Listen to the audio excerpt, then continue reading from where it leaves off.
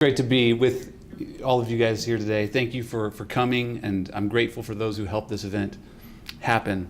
I saw someone, well actually these are the first, other than my swearing in, these are the first remarks that I will make as an elected official. And I saw a friend out there in the crowd, and it reminded me of something kind of cynical that he said recently about whenever politicians talk. He said, first, there are two rules whenever you're speaking. First, take credit for everything. Second, no matter what happens, declare victory. And with just 3 weeks on the job, I don't think that today I can declare victory for anything or take credit for anything. And so, but as you know, even if I had been in office for years, I don't think elected officials should really be taking all that much credit anyway. Most of the great things that are happening here in Utah County are done in our homes, in our schools, our churches, by nonprofits and businesses and other leaders in the private sector. People like Victor, businesses like Qualtrics are examples of who deserves the real credit, along with parents and those working hard and contributing in their own way to our community.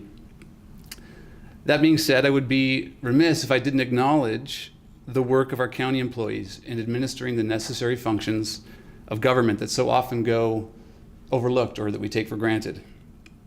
Our employees keep our roads maintained, our communities safe. They work hard and in some cases risk their lives. They carry the burden of serving some of the most vulnerable residents in our county due to sickness, mental health issues, poverty, or other challenges.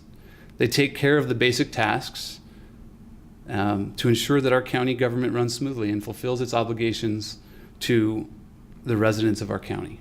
I just want to say thank you to all of our county employees for the important work that you do. As for me, what I can tell you is that this year's remarks will be very different than next year's. I would view this as an opportunity to provide personal accountability report for what I've done in the previous year.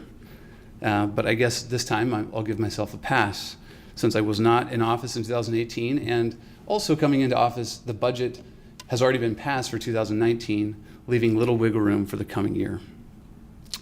But I will meet with my assignments on the commission, the department heads that I'm going to be working directly with, and set goals for this coming year. And we will report those goals, and then next year at this time, discuss the progress that we have made.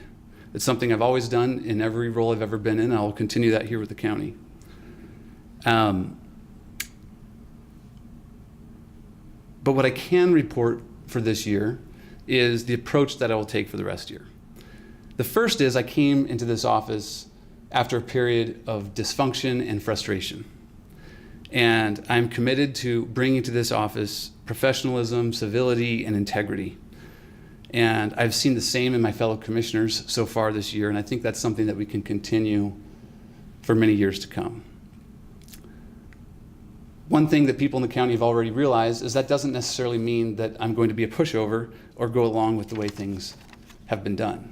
I don't think the people in Utah County elected me to have the status quo or to, they want me to bring a fresh perspective and switch things up and make sure that we are responsibly planning for the long-term future.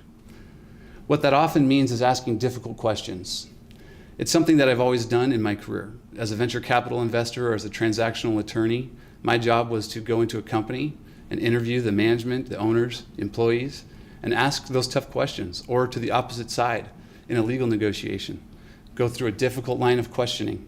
Because ultimately, I was going to be asked by my investor group or my clients, are you sure that we're ready to do this deal and wire this money? Are you sure that they have lived up to every requirement under the contract?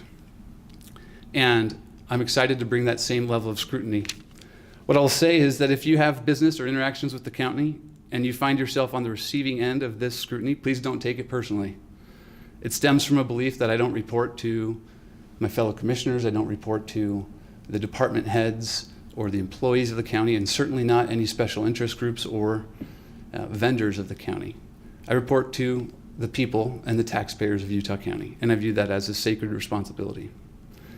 So next year at this event, I promise to give you a detailed report on what I've done, and as a commission, the things that we've done that will benefit the people of Utah County. What has been done to take the positive momentum we feel right now to make sure that we build and maintain a prosperous long-term future for our county. Thank you.